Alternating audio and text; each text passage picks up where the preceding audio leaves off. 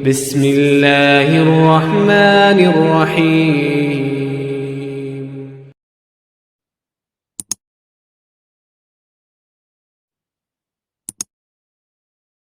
Jazakallahu khairan katsiran Ustaz Ruslan. Ini pertanyaan yang pernah diajukan kepada saya 13 tahun yang lalu.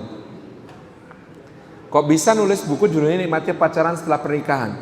Padahal menurut Kamus Besar Bahasa Indonesia, pacaran artinya interaksi atau hubungan antara seorang laki-laki dan seorang perempuan menuju pernikahan. Lah kok pacarannya setelah pernikahan? Berarti selingkuh. Saya tanya, balik, ada berapa persen masyarakat Indonesia yang menganut definisi kata pacaran sesuai kamus? Karena pada waktu itu terbit deteksinya Jawa Pos melakukan survei di Jakarta, Bandung, dan Surabaya. 70% anak SMP dan SMA yang disurvei mengatakan bukan pacaran namanya kalau nggak pakai ML. ML apa? Mililiter. Kata mereka making love.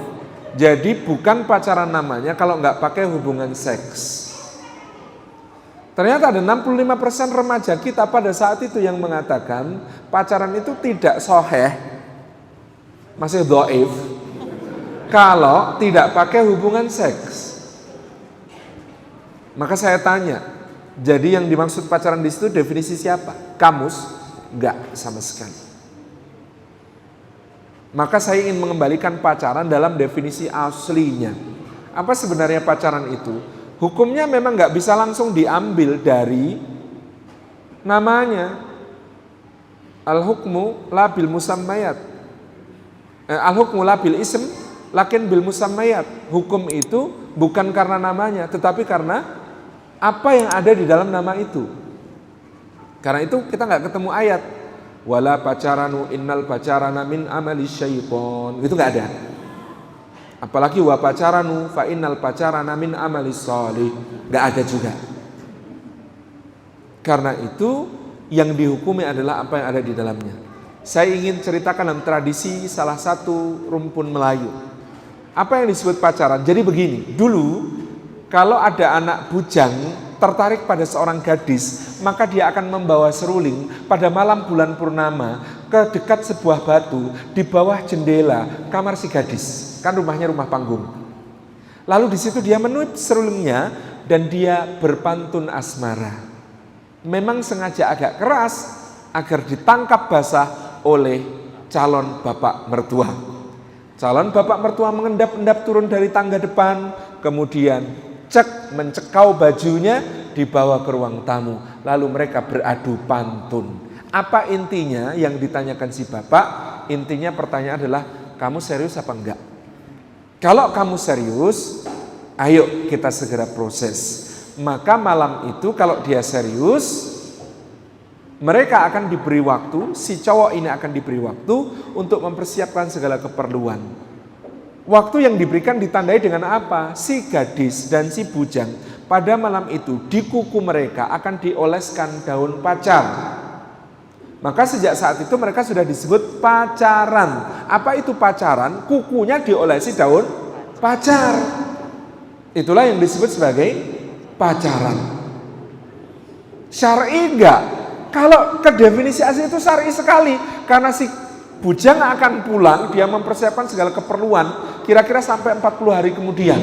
Sementara si gadis begitu diolesi daun pacar, dia malah nggak keluar rumah sama sekali. Dipingit lalu mendapatkan kursus intens dari ibunya cara menjadi istri dan ibu yang baik. Sampai tiba hari pernikahan, itulah kemudian yang disebut sebagai pacaran. Nah, saya nulis buku judulnya Nikmatnya Pacaran Setelah Pernikahan, berarti mau dimaknai mana saja boleh. Mau dimaknai oles-olesan daun pacar antara suami istri, boleh. Mau dimaknai sesuai kamus, ngapa-ngapainnya apa saja, boleh. Mau dimaknai seperti anak-anak SMA itu, boleh, malah berpahala, jelas. Jadi itulah kenapa dulu saya menulis buku judulnya Nikmatnya Pacaran Setelah Pernikahan, dalam makna, lu pacaran sebelum nikah apa enggak nikmat?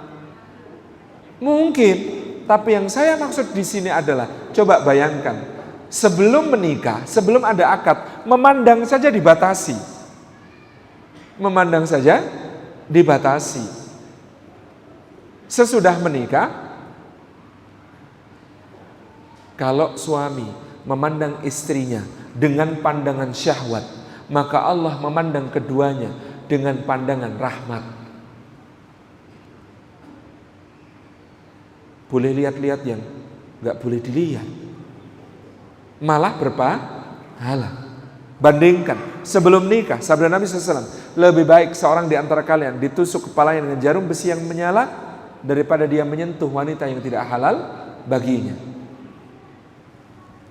Sesudah menikah, kalau suami memegang tangan istrinya, maka dosa-dosa berguguran dari sela jemarinya. Kan beda. Nah, pegang tangan saja dosa berguguran, apalagi pegang yang lain gitu. Subhanallah. Ini yang paling menderita kayaknya yang LDR.